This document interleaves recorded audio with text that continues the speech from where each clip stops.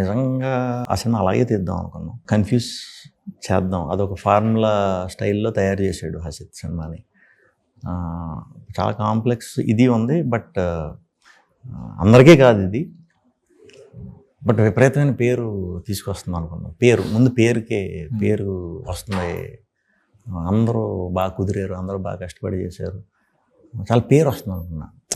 ఇది మిస్ అయినా, కమర్షియల్గా మిస్ అయినా పేరు విపరీతంగా వస్తుంది అనుకున్నా. గుర్తింపు పేరు వచ్చింది డెఫినెట్గా, ఎక్కువ మందికి కనెక్ట్ అవ్వలేదు, కనెక్ట్ అయిన చాలా చాలా బాగా కనెక్ట్ అయ్యారు.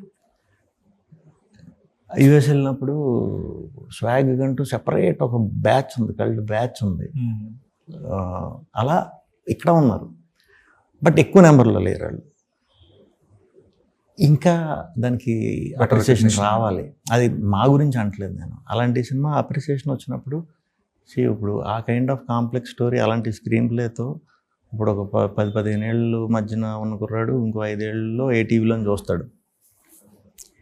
చూస్తే ఆడు ఇదేంటిది, ఈ టైప్ స్క్రీన్ ప్లే ఇలా ఉందో, అప్పుడే చేశారా వీళ్ళు, ఏం సినిమా ఇది అన్నప్పుడు మాట్లాడటానికి ఒక పాయింట్ ఉండాలి పక్కన ఎవరితో అన్నా. అది పేరు అప్రిసియేషన్ వచ్చినా అప్పటికి నిలబడుతుంది. బట్ డెఫినెట్గా సినిమా ఎంత ఇదనేది, ఎంత రావాలనేది పేరు అద్భుతంగా వచ్చింది. ఇంకా రావాలి, ఎందుకంటే ఇన్స్పైర్ అవ్వచ్చు, దాని నుంచి కొత్త కొత్త కథలు రాయొచ్చు. ఆ సినిమా వచ్చిన తర్వాత నాకు అదే అది క్యారెక్టర్తో ఒక ఫుల్ ఫ్లెడ్జ్ స్టోరీ ఒకటి చెప్పారు. అలా వాళ్ళకి థాట్స్ ఇవ్వడానికి కదా మనం చేసేది. ఇంకా అప్రిసియేషన్ వచ్చి ఉంటే ఇంకా బాగుండు.